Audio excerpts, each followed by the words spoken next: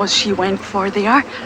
Oh, she didn't get it. She didn't get it. She's on the move. Look at that. Oh, she missed. This is not uncommon for leopards to miss, but she really did try. This is, of course, Wild Wonderland.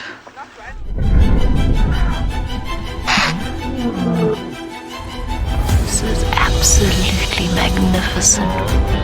This is happening, folks. This is 100% live. Here we are. We're watching the migration story unfold. Here's a lion. There's a lion right next to us. Oh, that was close. You can't possibly script something like this. Good morning and welcome back to CGTN's Wild Wonderland live show. My name is James Hendry. On camera we have got enormous James. There is his enormous fingers, and we are sitting right here at the North Clan Den, and it's a great hive of activity. There are currently 3 hyenas under the car, believe it or not. We're coming to you live from 3 locations on this magnificent continent: the Masai Mara here in Kenya, the Serengeti in Tanzania, a little bit to the south of us, and way south of that, the Western Kruger of the Great Kruger National Park, where you've just been watching Klalamba on the hunt. Now, this rather wonderful group of hyenas has some spectacular dynamics that have been studied for more than 20 years now by various research organizations, and we're going to unpack some of those dynamics for you today. Please do talk to us using the hashtag CGTNWild or the hashtag Wild Wonderland. That's on Twitter, hashtag CGTNWild or hashtag Wild Wonderland. Right now, these hyenas are waiting for the migration herds to arrive up here in the north. They're a formidable hunting and scavenging force, and very soon those migrating herds are going to thunder on here. We're going to talk now about the migration, but before we do that, let's go down to Steve, where in fact that migration is being hunted.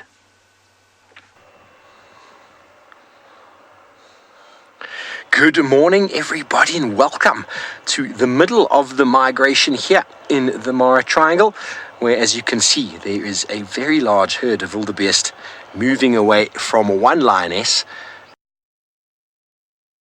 who's just gone flat in the grass somewhere nearby.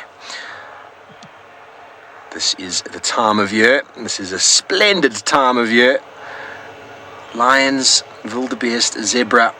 It is a photographic experience. Good morning, everybody. My name is Steve Falconbridge, joined by Jean-Andre Gerding on camera.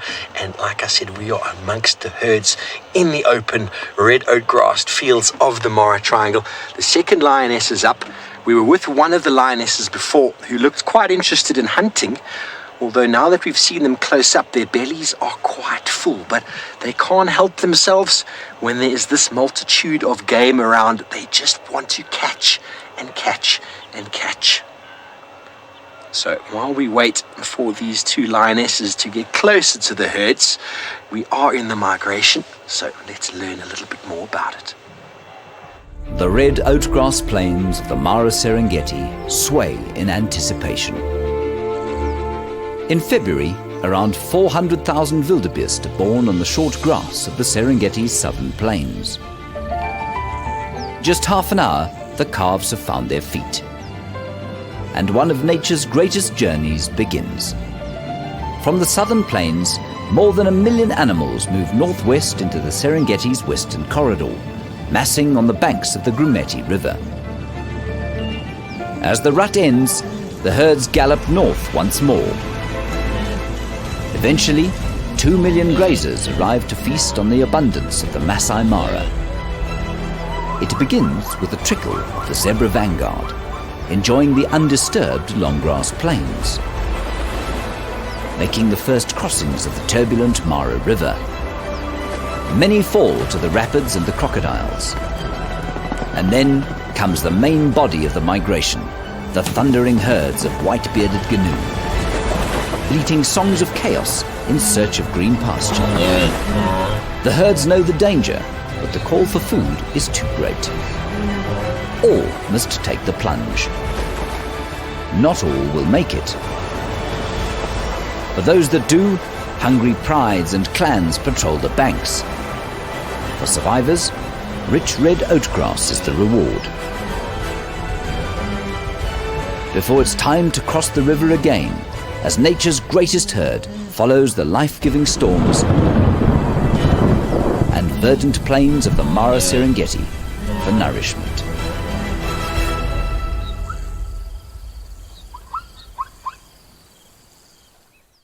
Welcome back, and if you are just joining us, you are watching CGTN Wild Wonderland live show, and we are bringing you these pictures live from the Mara Triangle in Kenya. And I think what's actually happening, these two lionesses are just walking straight through the herd. They've split them in two, and they're headed directly towards where James, my colleague, had the pride last night with the cubs feeding on a wildebeest. We were on our way there this morning to follow up, and this lioness rudely interrupted us and made us delay a little bit. I'm only joking, it wasn't rude. It's fantastic to spend time with lions hunting. You see their intention. They can't help themselves. They're not being very stealthy. But this time of year, the animals get very sort of they don't become very vigilant because they think someone else is watching. So quite often you can actually see the lions run straight into a herd and catch one because of the confusion. Some will run and others don't quite know why they ran. And quite often the lionesses will capitalize on that. Quite often in these situations you can have multiple kills with lone lionesses on individual wildebeest or zebra.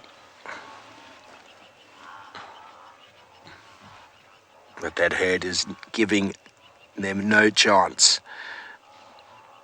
We see you. That flight distance that they've got is very good.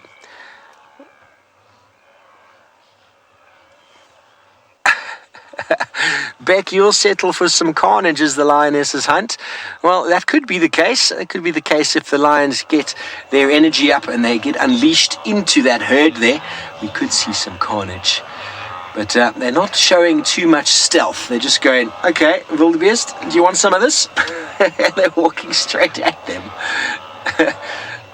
They've veered off a little bit from where they were headed, where we thought maybe the kill was. Maybe they're trying to find it again. But Tristan is down in the Serengeti, not far away, and he's got a beautiful bird of prey.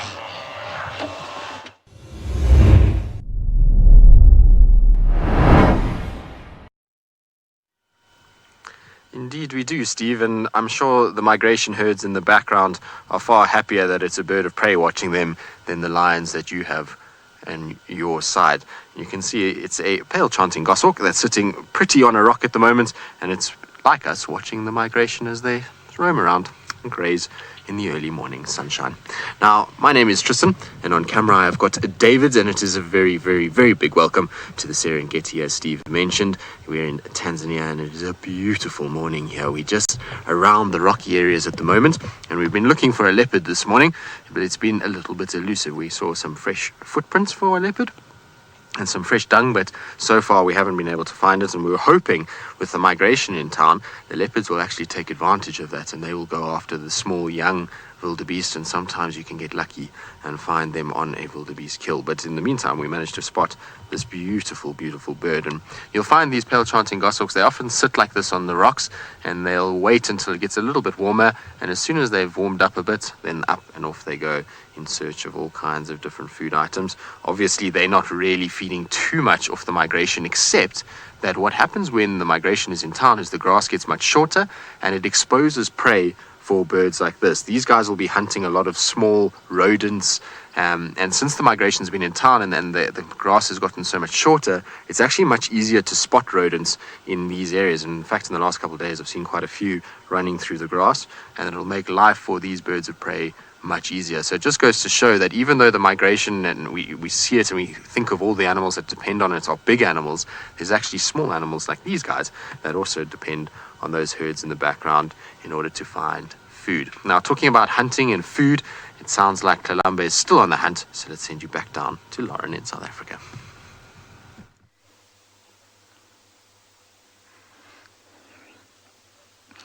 Princess Kalamba is still on the hunt. She's stalking. Look at this. Look how slowly she's moving her body here. So agile, yet so smooth and silently through the thicket. Now, I have no idea what it is she's after. I imagine it'll be something like a scrub hare, but I can't see anything. She's right in the thicket here after something.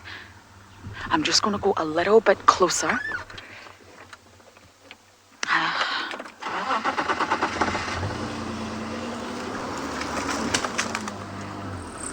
Now she's right. She's there. She's there. She's making a dash for something. Let me just get another bit closer. There we go.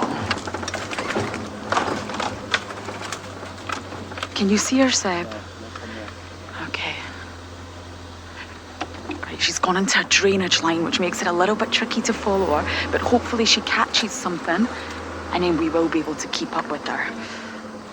Alrighty. She caught a scrub hare yesterday. She's very good at catching the scrub hares. Let's just see if we can get any sort of view of her for you. There you go. Can you see her? Yeah. Okay. She's up the other side of the embankment. She's listening intently.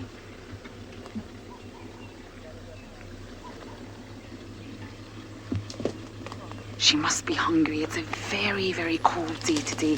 11 degrees Celsius and I think 51 degrees Fahrenheit. It's chilly. And if she didn't feed during the night, she's going to be ravenous. Of course, her hearing is far better than our hearing.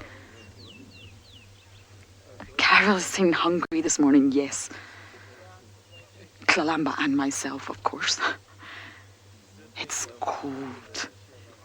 But it's perfect for her for really to listen really, really carefully. She'll hear the scrub hares and things like that moving through the thickets more so than we even would.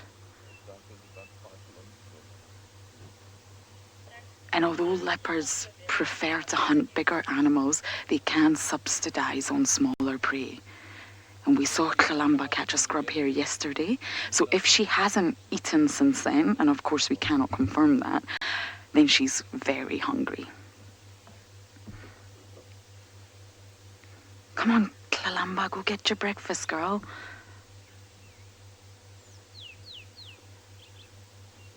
Now, of course, it takes a lot of energy for leopards to hunt. They've got to get it precise. They're ambush hunters, so they've got to get the timing perfectly right, or of course they will fear. And it would be a waste of energy for them.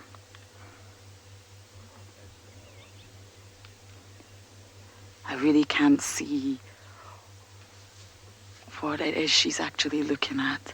Yes, many of you have noticed on the sort of right side of her neck, it's stained a bit pink. It'll be from something she was eating. It will be blood, but I don't think it's a wound on her. It's most likely from whatever she has been eating, and she's just not been able to clean it properly. So it's a little bit stained pink, so well spotted, everyone. Spotted, haha. She's really, really, really focused. Oh, off she goes.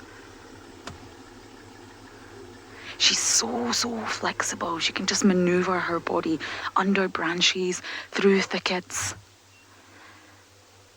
And look, she's completely gone from our view. You just see the spots there.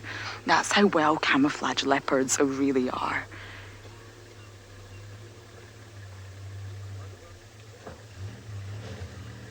I just wish I could see what she's looking at.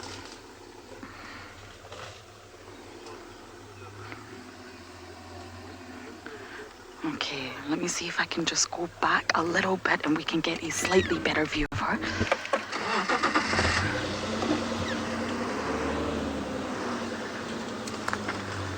Okay, we're going to try and get a little bit of a better view of her for you. And while we do that, up to James and his hyenas.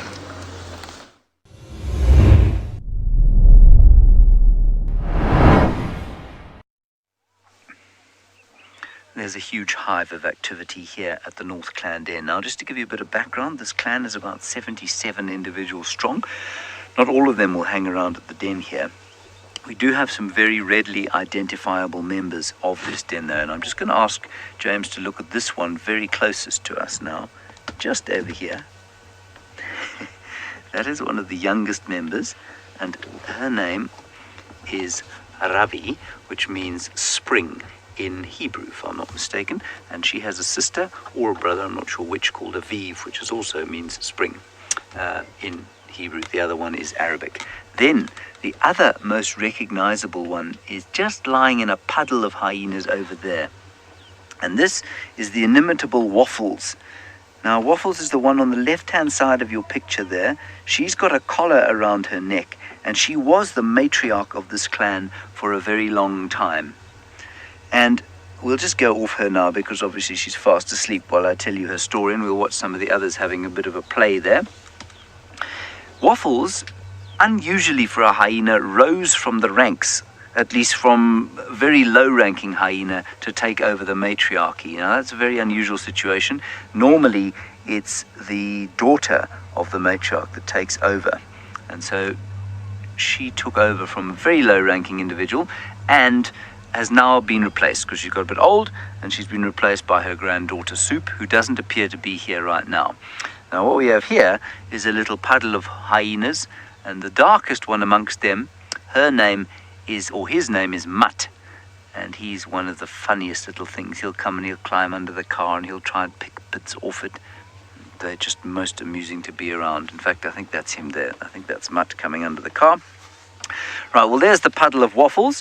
Let's go and learn a little bit more about her history, and in fact those two cubs that she's with now.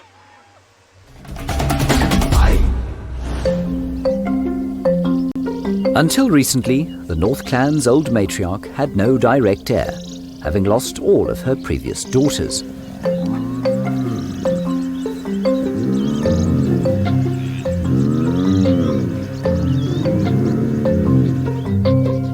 But with her latest litter of two, Waffles perhaps had a chance to extend her leadership lineage. Despite her age, she remained a dominant and fiercely protective mother. Hyena cubs assume their mother's status. If one of these cubs was female, Waffles may have been able to raise her to take the matriarchy. Alas, it was not to be. Waffles was challenged by her granddaughter Soup, and she lost.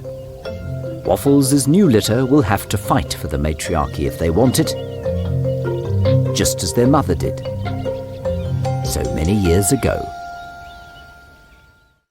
Well, I'm very sure that this little pride of lions is very happy that the North Clan is not in town, because it's making their life a lot easier as they devour a wildebeest that they must have caught in the early hours of this morning.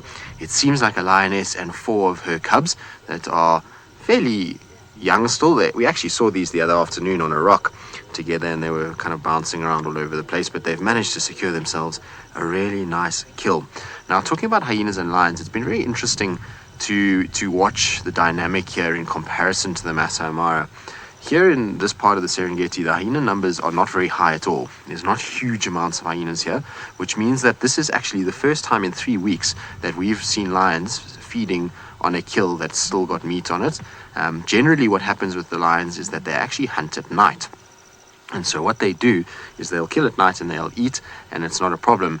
In the Mara, the hyena numbers are so high that at night they lose a lot of their kills, and so you see a lot of active hunting during the day from the lions there, as opposed to what you see here. Here, most of the day, the lions spend sleeping, and at night is when they'll then start to go and hunt all of these herds and be able to feed, and they don't actually have to worry too much because the hyena numbers are not so big, and really they don't actually get to, or have to fight for their food nearly as much as what you'll see in the Mara. But the 4 youngsters are having a good feed. It looks like that there is 2 males at least and 1 female with a little funny ear. So we'll sit here with these guys and watch what they get up to. In the meantime, though, let's send you across to David, who's got hyenas on a carcass of their own.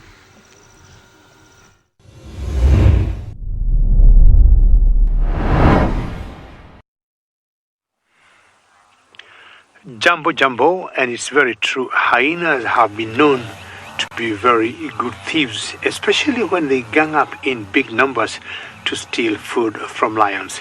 Now, these are spotted hyenas, just like what James had, and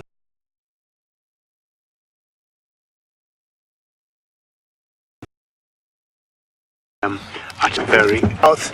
And on camera is Bungay. It's a very warm welcome to all of you to this very special setting of watching this cleanup crew who are just cleaning this particular environment of where we are. Talking of scavenging, I do not know where our ecosystem would be. Lauren, very good question, and you're asking, do the hyenas scavenge more during migration? I would say no. Apparently, Lauren, what happens during migration, there's a lot of fresh kill. They don't need to scavenge, or they don't need to eat what is dead. They tend even to hunt for themselves. Now, their hunting habit is a bit different from the lions or cheetahs, leopards. What they'll do is to just come close in on the herds, and they look for any slow one, any that could be limping, or just try and zero in on a calf, on a young one. That's what they do. And once the migration is gone, they know it'll be difficult now to get that kind of fresh food. They'll start scavenging. So I'll say, Lauren, during the migration, they scavenge less. This kill I saw 3 days ago. It was a young wildebeest, as you can see on the ribs there, and that's what now they're trying just to clean. But from where we are, the wildebeest are barely 50 meters away, and Bungay is going to show you like 60 meters from where we are, 60 yards odd. See them there? You can just hear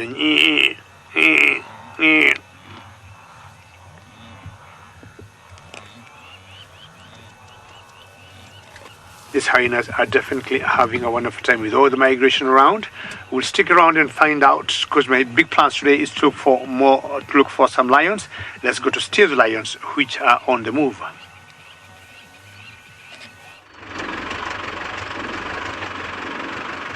More lions. Well, lions are abounding this morning. And if you're just joining us, you are watching CGTN Wild Wonderland live show. We are just tracking next to these lionesses as they've looped all the way around that herd. And they were also had a little time for a drink. They haven't stopped moving, had a quick drink, and then they continued on. I don't know what their plan is, but they might be heading back to Egyptian Goose Pan. Maybe the rest of the pride is there, maybe the cubs are there, but they're not showing that much interest in the herds themselves. I'm just going to stop here, pull up behind this termite mound. There we go. Now they're stopped for us beautifully. Hello, Tracy. You want to know how long the migration takes? Well, it sort of starts kicking off up here early about June, and then slowly starts heading back in October. But that doesn't mean that is the migration. That is the migration in the Mara. The migration is a constant cycle as they move from the plains of the Serengeti. They have their youngsters in about January time. Then they start moving and following the rains, getting up here for this enormous, bountiful grasslands, mowing it down short, and then moving south again. So it's a big circle, and it's not a straight line either, because the animals are moving left and right, up and down, all over the place. And, well, there's no animal that moves up and down more than the Princess Tlalamba.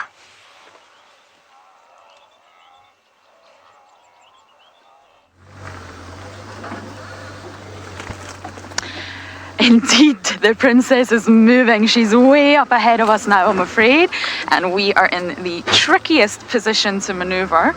She's taken us up and around everywhere. I'm going to have to maneuver this car a little bit better, I'm afraid. She's desperately hungry and checking out every avenue for a potential meal. Oh, crikey, this is going to take us a little while to navigate out of these ditches. I think I'm going to go this way. So while we try and catch up with her, hopefully we get there, we'll send you guys back up to the Masai Mara.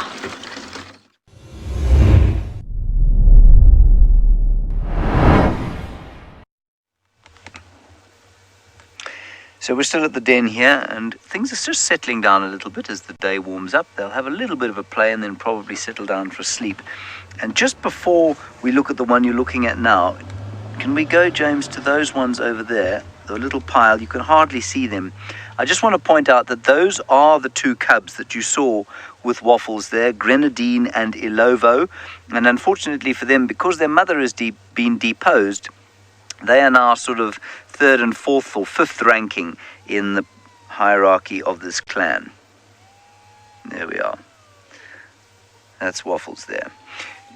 Janine, no, a male hyena couldn't ever lead a clan.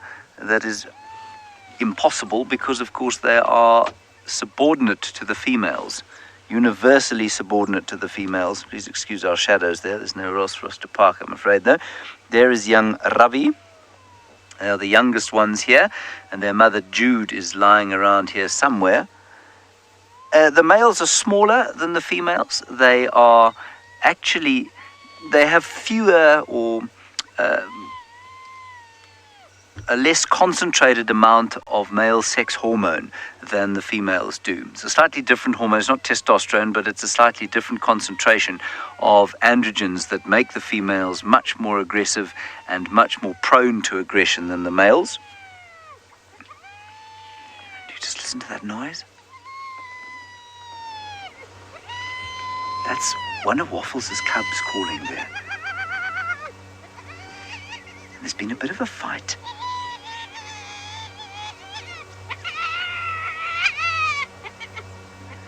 Now this is quite interesting. This is begging. They're begging to try and suckle from her, even though they are more than a year old now, or just about a year old.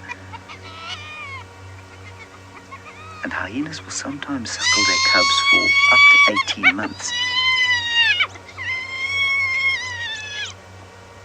Isn't that an unbelievable sound? So that's Waffles now. You can see she's up. She's still quite dominant. She's flicked her tail up. That's a sign of dominance. She's chasing off the one to the left. I don't know who that is. And you can very clearly see that she's still dominant over the one that's just come in. Now she's disciplining her cubs, one of which seems to be bullying the other. So you can see, although Waffles is obviously very old, you can see that she's got matted fur. She's got a lot of injuries. She's still pretty high up the hierarchy. Now, I always like to compare the matriarch of the other female dominated society out here. That is the elephants, and the matriarch's role is very different.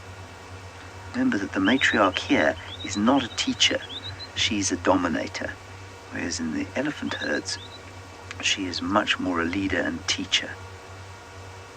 Beautiful. Now that noise that you heard is called squittering, and it's not an uncommon sound, and it's often made by hyenas who are begging, desperate for some kind of motherly attention.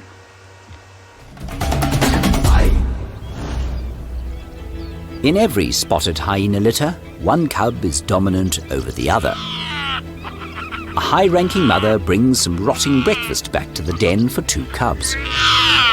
Siblings they may be, but share they would not. The larger, more dominant cub took the lot, leaving her sister with nothing. The deprivation resulted in this horrific begging whine, called squittering. Hyenas suckle for up to a year, so the wretched cub, around 7 months old, sought her mother's milk, while the dominant sister devoured the meat. Mum showed little maternal patience, snapping at her whining daughter. The hungry, squittering little hyena could do nothing but watch in a furious tantrum as the breakfast carcass disappeared. You are live again with us in the Mara Triangle with our two lioness, and they were lying down having a bit of a breather, and one lone wildebeest came charging towards them, all confused and on its own, and it got both the lionesses going. But if you've ever tried to play that game with your cat, just put your hand in front of your cat and just move it from side to side vigorously. They can't help themselves. They have to catch it. And this lioness, she saw an animal coming and she got very excited, although You can see her belly is rather round. So that's not food that drives them, it's instinct. Look how pretty she looks on top of that termite mound. You're blending in beautifully there, girl, and giving us some wonderful shots. Well, once again, everybody, we're going to send you back down to South Africa with Lauren and the little princess.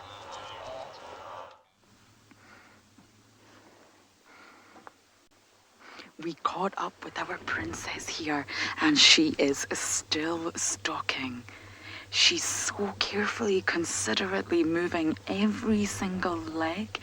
She's keeping her body very low to the ground, and she keeps popping her head up, listening, assessing the situation.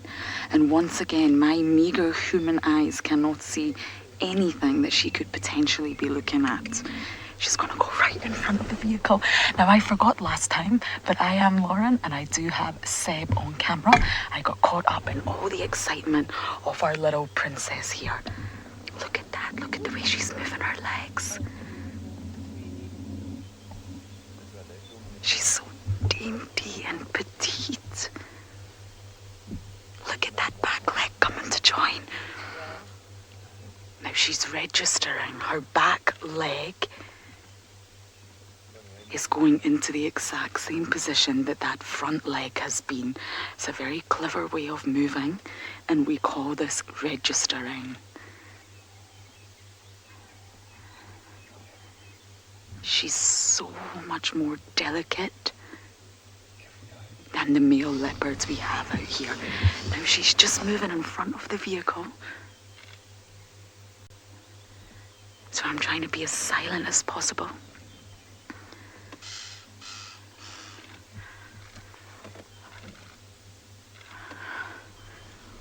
Rainbow D is asking what is the largest prey that Tlalamba here could take down.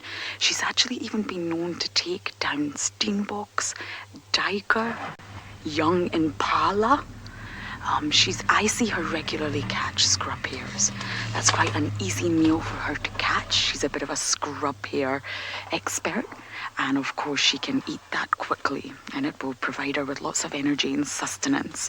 But Tlalamba here has been known to take down much bigger animals. She is smaller than the males, as I mentioned, but she's still got power. Look at her. Look how low her body is to the ground. So she surprises prey. But she's still a predator. She's still accomplished. And we have seen Tlalamba here eat many, many different animals. But I have a funny feeling, I could be wrong, at the minute she's after a scrub hare. But she definitely can take down mammals much bigger than that. But for leopards, they're solitary. So they're out here on their own. They can't risk injury. They can't risk putting themselves in any position where they'll get hurt or some sort of wound or infection, which would mean they wouldn't be able to hunt anymore. So all leopards, not just Tlalamba here, have to be very, very careful when launching their attack and exactly which animal they choose to attack. If they get it wrong, it could be a fatal decision for them. Whereas lions, they hunt cooperatively in prides and coalitions.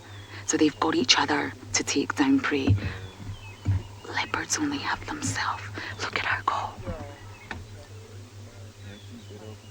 She sees something.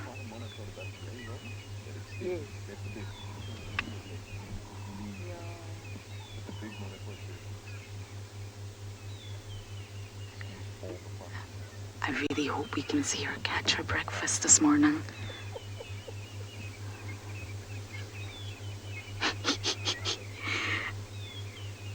She's carefully moving with every single muscle fiber.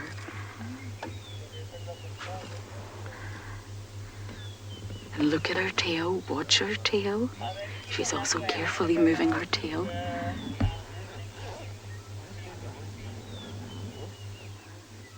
She's sneaking up on something right now. I just don't know exactly what it is.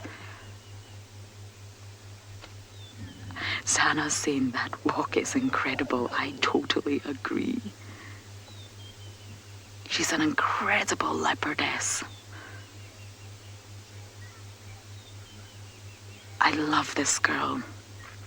It's not easy being out here alone in the wilderness, and she's survived.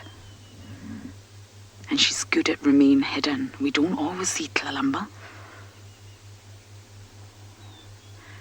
But I'm so happy that we can share this with you live on CGTN Wild.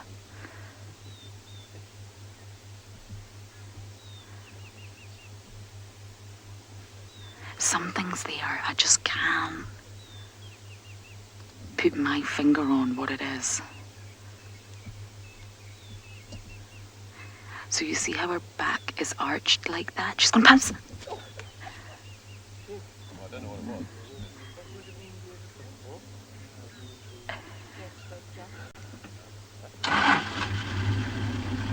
Oh, I don't think she caught it.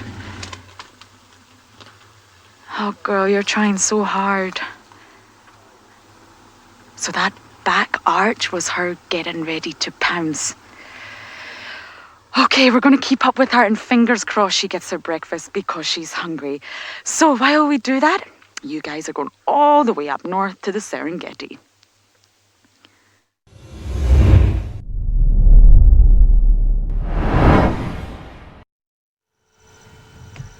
Indeed, and always have to laugh at little Tlalamba because she does pounce and jump and stalk all kinds of things that are a mystery to us often, and so maybe it was a little gerbil or a scrub hare or something that got away from her. Luckily though for these young lions is that unlike Tlalamba, who's having to work very hard to find food and to survive, these guys are still dependent on Mom, and I'm almost 90% sure that Mom is the one that managed to bring this down. She would have successfully hunted this wildebeest on her own, which just goes to show and gives testament to how successful lions can be and how good they are as being mothers. To be a single lioness in an area like this that's predator rich and to raise cubs is really not very easy, especially in a place where they rely so heavily on the migration. You must remember, when the migration's not here, there really isn't as many lions at all. As much food around for these lions, and it makes it a lot harder for these guys to be able to actually feed and to be able to find the food that they need. And so it's why the prides in this particular section are quite small. You don't get massive, large prides like some other parts of the Serengeti. But it would be much easier for these guys now during this time of the year, and this lioness will be taking full advantage, particularly because her cubs are growing. All four of these cubs are obviously getting much larger, and of the four, three of them are actually boys, which means that, that's a lot of mouths to feed, and as these boys are growing, so they're going to need a lot more food than what they have obviously previously, and so she's going to be working very hard to feed them. But you can actually see the size difference now between the male and the female there. You can see that the male on the left, how much bulkier he is than the little female on the right. Even though they're the same age, you can already see his head is getting much larger than hers, and even his shoulders and his kind of hip areas are much bigger. Anyway, these guys are still eating away and filling those tummies, and so while we watch them do that, let's send you across to Steve with his lions who are still looking for breakfast. We are going through bouts of eating, lions sleeping or trying to hunt. And well, if you are only joining us, this is Wild Wonderland live show brought to you only by CGTN. And we are coming to you live from the Mara Triangle in Kenya, where there are two members of the Salt Lake Pride. There are more members somewhere around here. We're not 100% sure where, but we do believe probably a little bit further towards the south. But we are worried to leave these two because they are quite keen to maybe catch something, although the herd is giving them a very wide berth. This lioness is doing as much as she possibly can to blend in with that termite mound.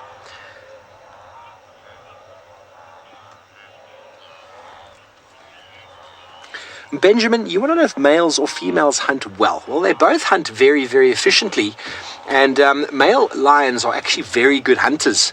Quite often what happens is when they turn the age of 3 or so, they get pushed away from the pride and they become nomads, and sometimes on their own, sometimes in small coalitions.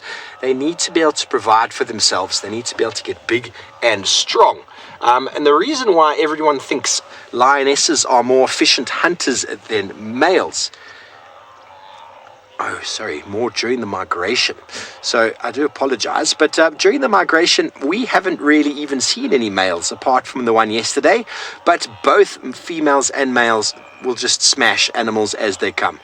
Most of the time, males will move in and just clear females off of the kill. And the problem is that there are normally more females in a pride with males hanging about. So statistically, we see more females making kills than males. But males are very, very good hunters, very efficient hunters, and they are quite necessary in pulling down much larger prey. So out of the migration, without males, buffalo are almost unavailable to prides of lion because they need the weight of the male lions to pull them down. Well, James is having a wonderful morning with the North Clan. Let's go and see what those little critters are up to. We're still having a great time here, and I'm amazed that they haven't gone to sleep because things have got quite warm. And I must just tell you that the smell here at the hyena den is not the nicest thing in the world. It's not the best smell you'll have in the Mara. It's like a sort of wet, dirty, and slightly carcass-smelling dog is what it smells like out here. My name is James Hendry. On camera, of course, we have got enormous James. Let's go over to Waffles, who's now looking at us with a face that, well, possibly only a mother could love because she is a battered old girl. But she has done very well to survive as long as she has and to ascend to the matriarchy. She's covered in mud, she's got scars all over her back, and now she's insulted. And so she's going to walk away from her squittering youngsters. I don't know who the other youngster that's been hanging around her is, but it's obviously a fairly high-ranking one. Let's go back to those ones there. There they are. One of them is her daughter, and the other is not. That's one of the daughters, and that's the one that's been squittering. Now, as I say, they will suckle for up to 18 months, but you can see that Waffles is not interested in suckling her youngsters anymore. Anyway, and then around the rest of the den, we've just got some sleeping cubs. Their mothers will be out, possibly lying under the shade, having hunted at night or scavenged, and they'll come back probably during the course of the day, most likely this evening, in order to feed the youngsters.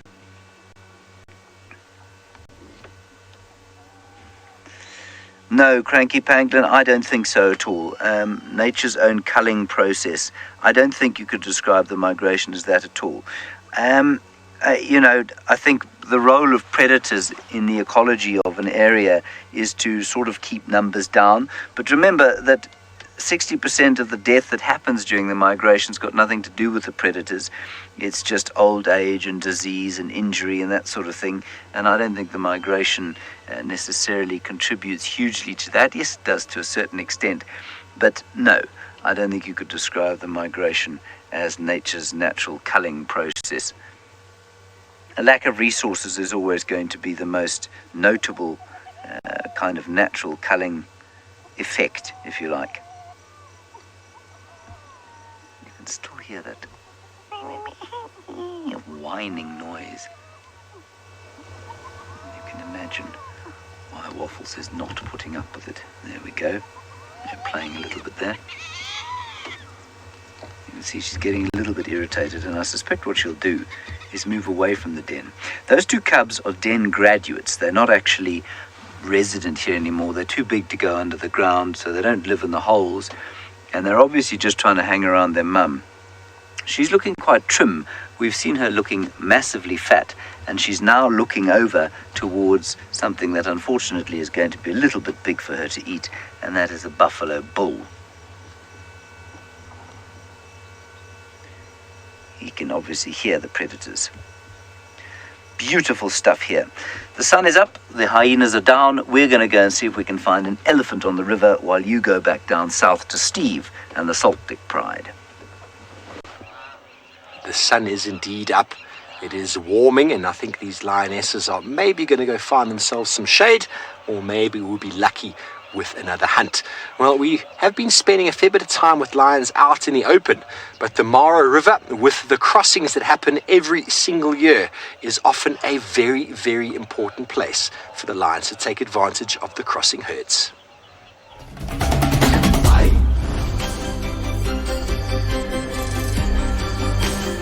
The banks of the Mara River are a rich hunting ground for resourceful predators. Some prides have learned that exhausted swimmers are easy pickings.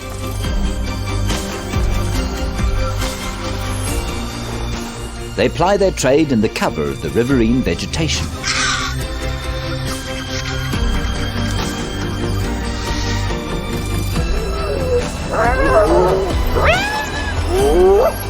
Ambitious youngsters learn through trial and error.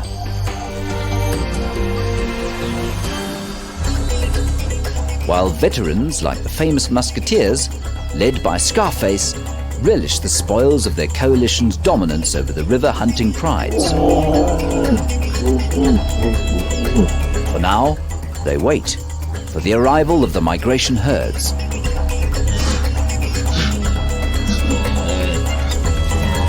When thousands of exhausted, unsuspecting travellers will make it across the water, only to face the bank hunting specialists of the Mara River. It's amazing how a river forms an entire ecosystem and how the lions take advantage of the fact that these wildebeest have to go across these rivers.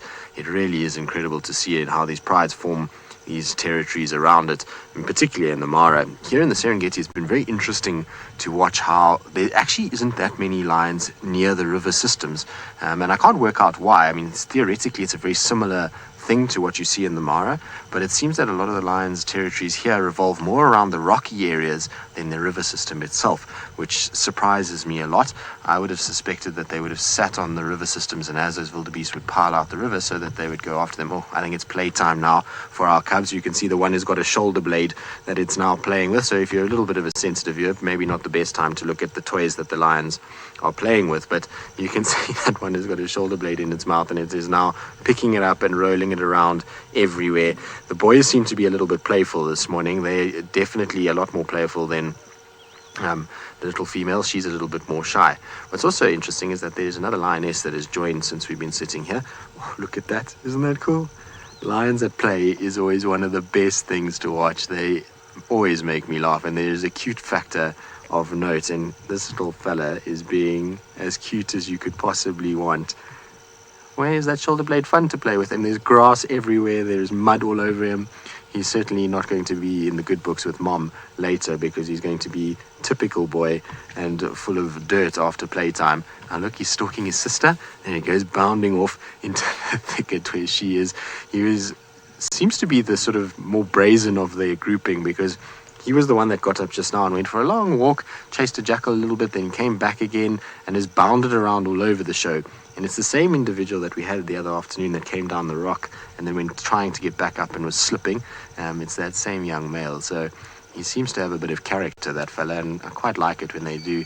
There goes the little female. She's moving off on the right-hand side, going somewhere to go and investigate something. It's typical of cubs to be quite curious and want to go and try and see what's going on.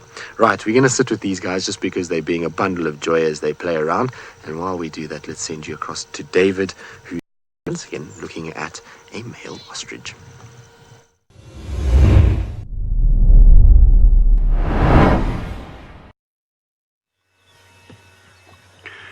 Yes, it's very true. I got an ostrich. And when the migration is gone, we have seen lions even going for ostriches. When the resources become limited, lions will hunt almost anything they can catch or anything that's meaty. And we got a common ostrich here, and this one is a male. We got two species of ostriches in Kenya. This one here, that sometimes we call the Marseille ostrich, and if you move further north of the equator, you're going to see another species that we call the Somali ostrich. My name is David, and Bungei is still on the camera, and you're trying to wonder where the females of these ostriches would be, because looking at him carefully, looking on his legs and neck, they look very pink. and that would indicate that maybe he would be going to breeding time. When they get that red or that pinkish on their necks and legs, it shows some breeding plumage in them. Remember, you're watching CGTN World Wonderland show, and we're coming to you live from the Masai Mara of Kenya. Ostriches will always eat seeds, like what you can see him there doing, some blades or fruits or flowers. But I think for this particular one here, he's just picking some seeds, either from the red oat grass or some sort of different grass. Very easy to tell males from females, because males are black and white and the females are always grayish, brownish in color. And definitely he must be a hungry ostrich. Well, look around, see whether you could see the females with him. In the meantime, we'll take you to Jamie, who got some lion cubs.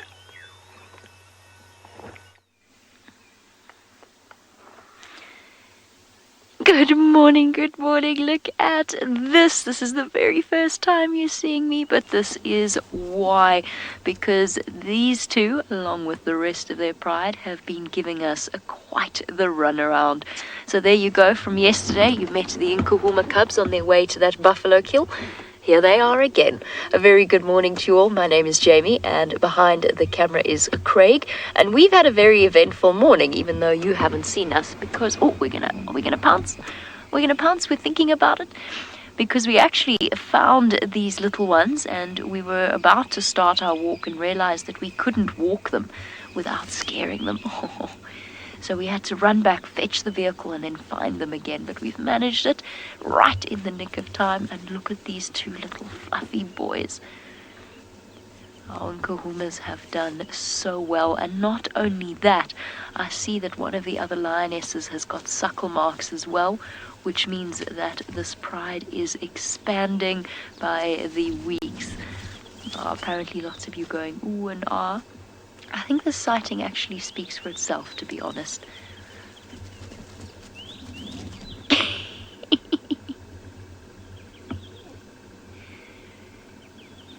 you hear their little voices? Can you hear that? Oh.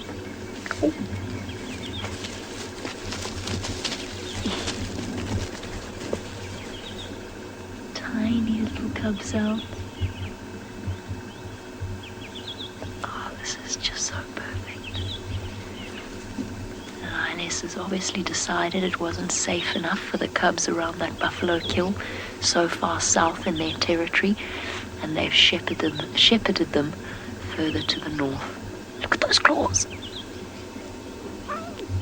Oh, little voice. Now what you're looking at here, because they are two brothers, is a pairing that will last a lifetime. And if these two manage to make it to adulthood, they will be with each other the entire time. Trish says, so much energy. I know. You know, the funny thing about this is the other day we were talking about the lioness taking them to that buffalo kill and how far she'd made them walk. And yet when the lionesses are tired and when they've settled down to rest, as Craig pointed out, the cubs are still going. They're still full of bounce. They're still running all over the show, showing their little teeth, sniffing everything and sneezing when the grass gets up their nose. Just like children or puppies or kittens, they are simply bundles of energy. This is so cool. I'm so happy we were able to find them again before the end of the show. And in case you need a reminder, you are watching CGTN's Wild Wonderland. It is definitely a lion-themed morning, whether it's here in the Greater Kruger with two bundles of joy, or up in the Masai Mara with lions cutting through swathes of grass.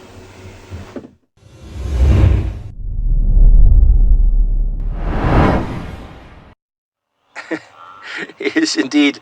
They have decided to lie down flat here in the grass between us and that herd at the back. Although it doesn't, do you see the tail flick? Although they do look quite close, the herds behind. The camera gives away a bit of a different perception. It's actually quite far. But there they are, hidden in the red oat grass.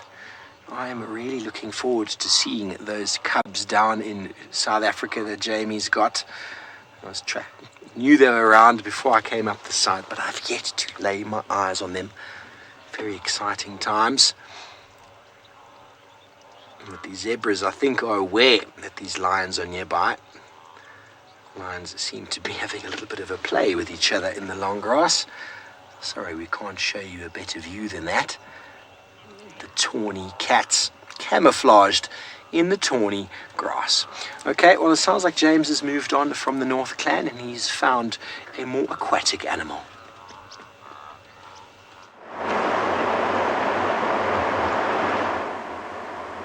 We have moved on from the North Clan. We're now on the river at Main North Crossing, and it is here that the massive crocodiles are going to take their toll on the migration herds in probably a few weeks' time, when eventually the wildebeest arrive up here north. The hippos will watch as spectators. Sometimes they get a little bit involved and chase the crocodiles and chase the wildebeest and chase the zebra, but most of the time they just watch in kind of, I suppose, gobsmacked amazement at the mayhem going on in the river in front of them. For now, they're very relaxed, and there's nothing quite as relaxing as spending a morning next to a gurgling African river with hippos grunting. Just a stunning way to end our morning. You're going to end your morning down in South Africa with Jamie Patterson and the Nkuhuma little cubs. With lion cubs, that's how you're going to end your morning. There might be nothing more relaxing than sitting next to a river, but there is nothing more heartwarming than watching wild lion cubs play in this way, and seeing them so comfortable, safe and secure, nestled in the heart of their pride, surrounded by the most protective force that nature has to offer. There are at least 6 lionesses here keeping an eye over these cubs. Now, we've got a question coming from Lauren and Lauren, who want to know, I might have got that wrong, who want to know, might be Lauren and Robin, who want to know which lioness has the suckle marks. I haven't actually seen, I'm afraid. I'm pretty certain that the lioness with the blind right eye, the purple-eyed lioness, has got suckle marks, or at least the last time I saw her, I was quite convinced she was pregnant, as well as amber eyes. I also thought she was pregnant. So 2 of our adult lionesses, our beloved lionesses, we could well be looking forward to some more lion cubs. Now, you never know what's going to happen this afternoon. I don't really want to take my eyes off these cubs for too long. There is a chance that there is a second set of cubs about to have their first introduction to the pride. The lioness with the suckle marks is left, so there's a chance that she might bring these cubs back for the afternoon to meet their older cousins. And this is the magic thing about lion prides. They are so synchronized that they even time the birthing of their cubs around about at the same time. And that's, of course, because the cubs are not just raised by one lioness. They are raised by the pride as a whole. What a thing it must be. These tiny, fluffy, vulnerable creatures. They certainly have the most impressive protective system. I'm not even sure which one of these lionesses is their mother's. Oh, little voices calling to each other. Now, we are actually reaching the end of our CGTN Wild Wonderland show, and this afternoon is our finale. Can you believe it? What a spectacular week it has been. So join us at 5 p.m. East African time, and remember, keep an eye out on CGTN's social media platforms. However, it's time for us to say goodbye. Thank you so much for joining us. It's been extra special this morning. We'll see you soon.